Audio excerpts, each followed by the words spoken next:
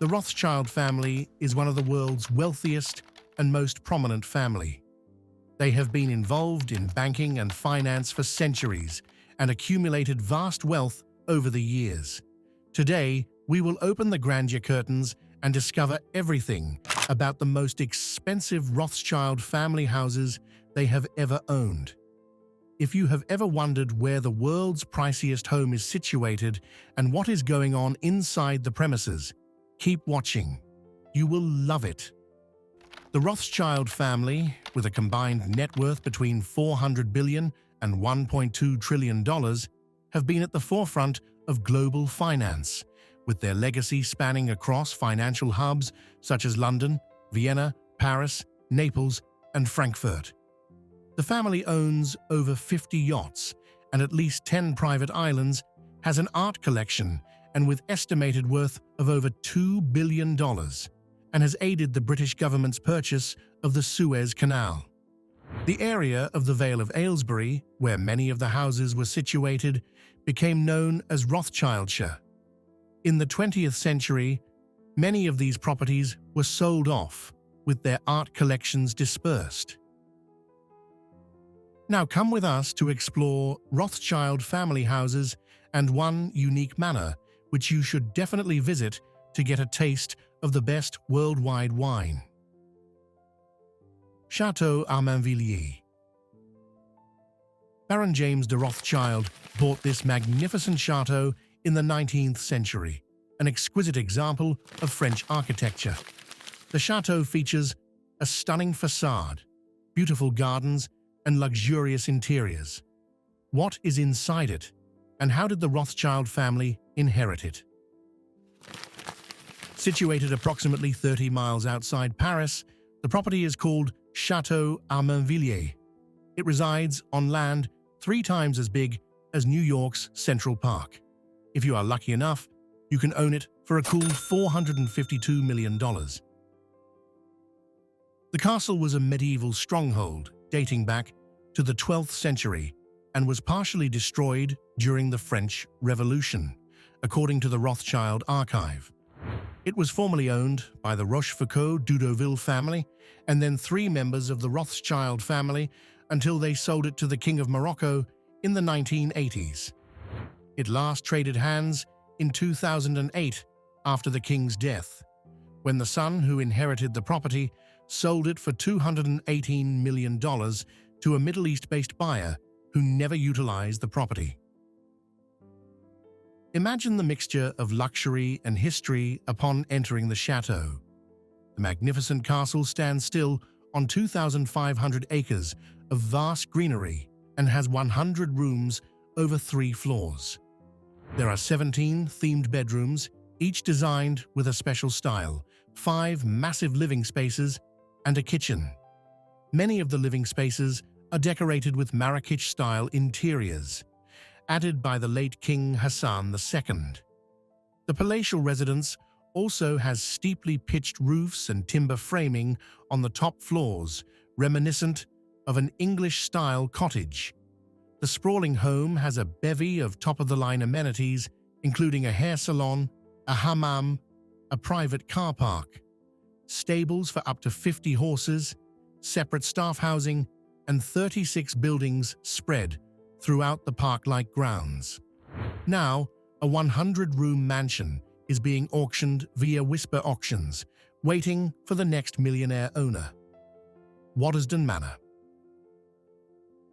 It's impossible not to be amazed by Wesden Manor, which meets you with a long car drive and justifies its name as a castle. Wesden Manor is a stunning country house in Buckinghamshire, England, known for being one of the most magnificent examples of 19th-century French chateau-style architecture in the country. The manor was built between 1874 and 1889 by Baron Ferdinand de Rothschild, a member of the prominent Rothschild banking family. After Baron's death, the house was passed to his sister, Alice de Rothschild. She regarded herself as the protector of Ferdinand's inheritance and is famous for establishing Miss Alice's rules, guidelines for the care and preservation of the collections that still today form the foundation for those of the National Trust. Now, this stunning castle is owned by the National Trust and managed by the Rothschild Foundation. It is one of the most visited properties, with over 463,000 visitors per year. Once you dive into the grand rooms of the manor, you get indulged with collections of English 18th century portraits by artists like Gainsborough and Reynolds. All floors are adorned with red carpets, and the walls are covered in masterpieces. Manor is also known for its beautiful gardens and grounds. The estate features formal gardens inspired by the French tradition, with terraces, fountains, and statues, creating a sense of elegance and grandeur. The grounds also include a stunning aviary, which is home to a variety of exotic birds. An amazing high flowerbird statue meets visitors inside the gardens. The magic of Wesden has been captured many times on screen. It was the main location for a Sony Pictures classic fairy tale Cinderella, and the gardens and interiors were featured in the Netflix series Queen Charlotte and the Crown series. Chateau de Fier. The Rothschild family's Chateau de Fier is a magnificent French chateau in the town of Ferrières-en-Brie, just outside of Paris. This historic estate has been the private residence of the Rothschild family for generations and is a place where strange things have happened. The chateau itself is an architectural marvel, with its stunning neo-Renaissance style featuring grand entrance halls, ornate ballrooms, and opulent guest suites. The interior is filled with priceless works of art, antique furniture, and exquisite decorations, showcasing the refined taste and exquisite wealth of the Rothschild family. Over the years, the Château de Fier hosted countless high-profile events, gatherings, and celebrations, cementing its reputation as a coveted destination for the elite and privileged. But one was more of stranger things, filled with fantastical decorations and dark themes, the so-called the Surrealist Ball. As the historical newspapers wrote, plates were covered in fur, tables decorated with tortoises, and food served on a mannequin corpse on a bed of roses. Was it for real? Yes, the Surrealist Party was real, held by Marie-Helene de Rothschild, who married Baron Guy de Rothschild and was known as the Queen of the Parisian social scene. Her guest list frequently contained familiar names such as Grace Kelly, Andy Warhol, and Yves Saint Laurent. Rothschild distributed invitations that required a mirror to read since they were printed backward. After Salvador Dali, Audrey Hepburn, and members of other royal families were invited, they figured out how to interpret the invitation, which said black tie, long dresses, and surrealist heads. Upon entering the magnificent Château de Fier, guests were transported into surreal worlds where cat butlers reached for their coats. The Château de Fier Mystic Surrealist Ball has since become a legendary event in the world of art and fashion, with its influence still felt to this day. The ball inspired countless other themed events and parties, with its emphasis on creativity and self-expression transcending time and space. In 1975, Guy de Rothschild and his wife donated the chateau to the Chancellery of the University of Paris, known as the Sorbonne. Now the property is used as a Ferrière school which focuses on gastronomy and the hospitality industry. There are also 2 restaurants on site, named Le Baron and Le Chy. With its open doors to visitors, Château de Fier is a venue for wedding sessions, inside and outside the main hall.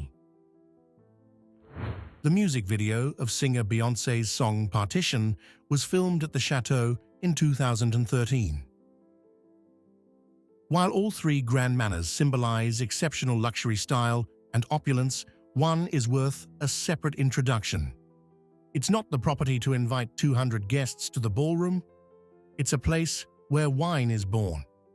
The vineyard Château, that doesn't have rivals around the world, would surprise you with its overall worth and impeccable grape plantations.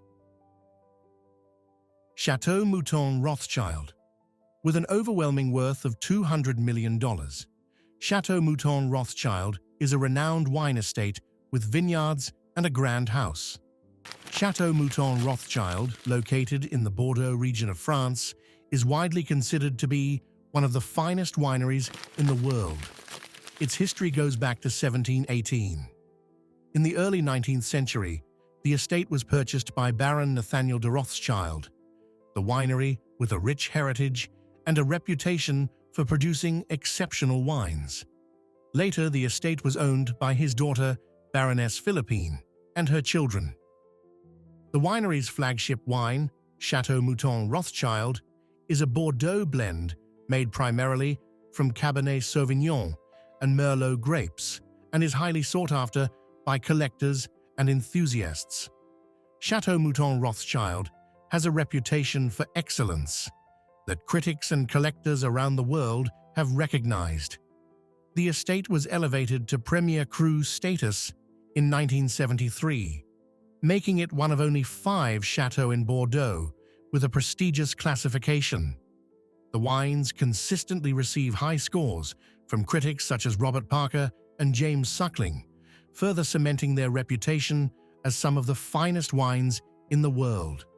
One such Chateau Mouton Rothschild 2008 bottle can cost you up to $1,000.